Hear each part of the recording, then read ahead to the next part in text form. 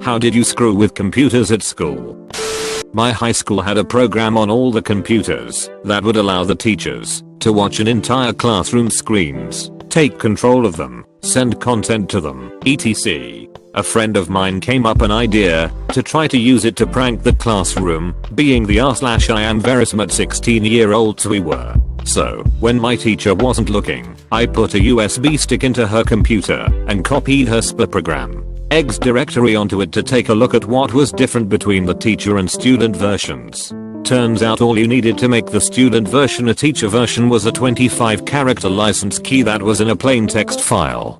So, obviously, I copied it and upgraded my client to a controller using all of my teacher settings. We then proceeded to rickroll the classroom on full volume from 34 computers. It was pretty great. At the end of the class we came up with a great idea. What would happen if we took control of our teacher's computer and messed with her? So, we connected to her computer, but she had been watching our screen from her screen. So, for about 5 seconds we see a bottomless pit of our screen and her screen mirrors over and over and over. After about 5 seconds, our PC fans got super loud and then shut off. When we tried to turn it back on, it was a black screen with only a flashing underscore in the top left corner. That PC had to be re-imaged by district tech support. Still not sure what caused that. Not me, but I remember at my old school someone managed to disable the H key on lots of the computers. If you were typing and tried to press H, you would get an error message saying like, sorry, but the H key on this computer is currently disabled. Please try again later. Somebody threw a Molotov cocktail into the window of a computer lab at my school. It was over a weekend, thankfully, so nobody was there, but it destroyed all of the computers in the room. My friend and I got blamed for it because the teacher whose lab it was thought we didn't like her, which we didn't. Thankfully our alibi was that we were on a plane flying back from a school exchange trip to Belgium when the damage occurred. There were several teachers on the flight to corroborate our story. That, and, plane tickets. Unplug mouse from back of computers 1 and 2. Switch the plugs, but leave the mice where they were. Mouse in front of computer 1 is now plugged into computer 2 and vice versa. Watch the hilarity ensue. In 201, I think, friends and I installed StarCraft Deep in my high school's file network, accessible on every computer in the building, and we had it programmed to run without a disk. You would still need a CD key to play, but hacked/false CD keys were easy back in the day. We passed out false CD keys to those who knew to ask us, and since it was all on the shared network, you could land from basically anywhere in the building. This was right around the time when computers were becoming really prevalent in schools, not just with computer labs, but many classes now had multiple computers, or were specifically just on computers. So, we'd end up organizing these pretty large StarCraft battles across the school. Even got to the point where, in drafting class, where the teacher absolutely didn't care what we were doing, my 2 friends and I, huge nerds, if that wasn't obvious, would play some of the jocks in the class who loved StarCraft. We didn't just break into the system to have fun, we also broke down barriers to make life better.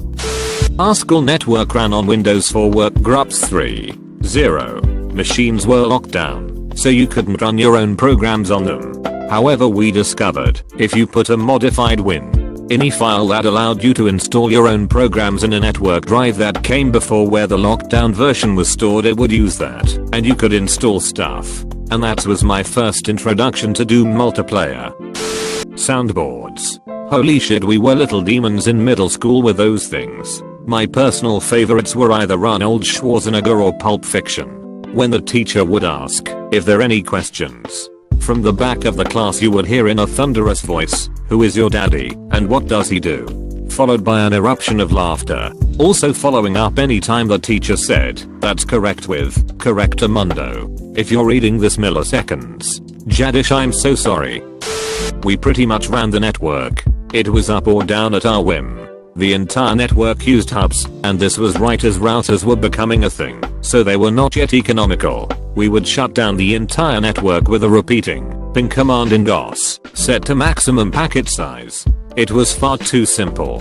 We wouldn't usually do it for long, just enough for everyone to think it was a hiccup, and to see if we could. Our computer class was actually really awesome. The assigned modules were easy, and once we were finished our teacher would let us do our own thing. Turns out, our school had an entire computer graveyard. We would go in there, find parts, and build entire computers. Eventually we had a separate network of 8 or 10 machines that we used exclusively for Quake 2 and the original Halo. One day the school came in and removed our separate gaming computers. We were pissed. The network was down for quite a while. My school had one of those annoying monitoring programs, so the librarian could quickly see what you were doing and take control. And usually the ass would just turn the computer off. Someone found out then, when she started watching, a small square appeared in the top left corner of the screen. If you right click this square you could reverse the control and take her computer over. Someone took over and rather quickly hit delete on the Windows folder. It didn't work, but it helped stop the overbearing watchful eye of the shitty librarian. So computer class for most of grade school was nothing more than endless typing classes. She sells seashells by the seashore and other tongue twisters to get us practicing home rows and typing quickly. Absolutely mind-numbingly dull. Sure, getting to play Commander Keen or Wolfenstein after was nice, but the reward was nowhere near worth the effort to reach it, and the teacher would constantly get frustrated with me ditching home rows and finishing faster and accurately without them. So one day, with us both being frustrated with each other, I restarted the computer and opened the BIOS setup utility and started changing random settings to random values. Child me was vindictive. This probably shows my age, but we'd open BASIC and write a little program that went something like this. 10 will print you suck.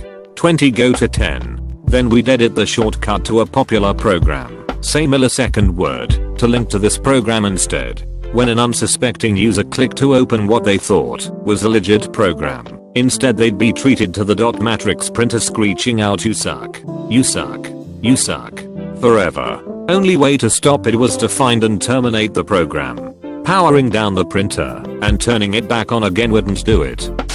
My school district used Macs pretty much everywhere. A couple of the most common pranks. There was a key combination that would invert all the colors on the screen. It was all the meter keys and 8. It was a lot of fun to do this to someone who left their computer unattended and didn't know that. One of the function keys, I think F11, would move all the windows to the outside edge of the screen, showing the desktop. Pushing it again moved them back, but there was an animation associated with both of the movements. If you held shift while tapping F11, it would do the same thing, but with the animation slowed down. The thing is, it didn't matter if the animation had completed or not. The machine would queue up another action for each time you hit F11, but wouldn't cancel the animation in progress. So if you were quick enough and someone wasn't paying attention, talking to their neighbor, looking a book, etc., you could lean over, spam shift plus F11 a few dozen times and effectively force them to watch all their windows slide in and out at a snail's pace for a minute or two. Shift plus PRINTSCREN to capture desktop. Open paint. CTRL plus V. Rotate image upside down and save. Set image as desktop background. Auto hide taskbar. On desktop, right click, view, uncheck show desktop icons. Laugh at random victims attempting to use computer. I never did anything to damage computers, just circumvent security measures. Using standalone browsers or games from a flash drive, using said browsers and or proxies to get around web filters, installing programs/games in the C root directory, since most group policy or other security measures wouldn't stop something from executing from there, etc. Finally, I can contribute. I was in college, in a classroom, waiting my turn to an exam, which was held in another room. Bored out of my mind, behind me was a PC. I saw a red button that said 220. I say out loud, what does this button do? And turn the button. The button now says 150 and a loud bang and smoke comes from inside the PC unit. I turned the power supply unit from 220V to 150V, which toasted it. The room was full with my colleagues. Everybody looks at me in disbelief. I begin to laugh out loud, not believing what just happened. Luckily, nobody told on me to the professor, which was a difficult guy. I managed to install Linux on almost 90% of all computers at the school all at once. There were several flaws in the network that is discovered over the years that let me essentially ruin, to the ed department at least, over 110 of their machines. Firstly, since these were mostly Macs, I was able to abuse their poorly configured guest account system to gain screen sharing access to any Mac that was currently logged in, regardless of the account that was currently in use. Second, the ed department set up some sort of program that would read a script file then update the Macs according to the file via single user mode. I think I modified one of the update scripts to point to a Linux image instead of an OS X update. I can't remember what I did, but I think there were specially modified images that will install a default system state silently, requiring no user input other than the parameters for the disk partition when being run in the command line. That somehow worked. So essentially the next scheduled update completely fucked the school by installing an OS that nobody knew how to use. It was glorious, and apparently it was cheaper to toss the Macs and buy new ones than to pay the ed department to actually reinstall OS X by hand. Whatever, I got a ton of free Macs that day, unexpectedly good outcome. When I was in the 12th grade all the computers ran Windows XP. Fellow classmates were crazy for Minecraft. One day in computer lab during lunch I saw an open computer. I walked over and opened Notepad and entered the code for deleting System32. I then changed the icon to Minecraft, named it Minecraft Eggs and put it on the shared drive. The next day about 22 computers became bricked. No one ever found out it was me. Sorry in advance for mediocre English, it's my third language. I think it was in 2004, my ed teacher let me use an old laptop for a project. Inside it was a floppy disk with a username and password for all users on the learning platform we used, including teachers. The rest of the semester I logged into the teachers' accounts, found the hand-ins from the best students, downloaded, made it my own, and handed it in from my own account. Never got busted, but I realized I used almost the same time altering assignments as I would have if I just made my own. Also had some fun with the Let Me Rule Trojan from time to time. Not me, but some guy has been updating a games folder on the school's public/h/ drive. None of the teachers or tech supports guys can get rid of it or set it up, so we can't use it. No one knows where it came from, except it's been there since forever. It has Counter-Strike 1.6, Day of Defeat, Halo set, a Halo odds stimulator. It actually works. I too have questions. Roller Coaster Tycoon, Team Fortress Classic, Doom, Cotter, Minecraft, Old School RuneScape, Morrowind and a few others. My friend and I entered into the operating system itself a virus that would essentially hunt through email accounts with edu address, so all teachers and administration, and display a picture of two women having sex. If the operator clicked equals 10 times, a video started. If the operator clicked 20 times, the noise started.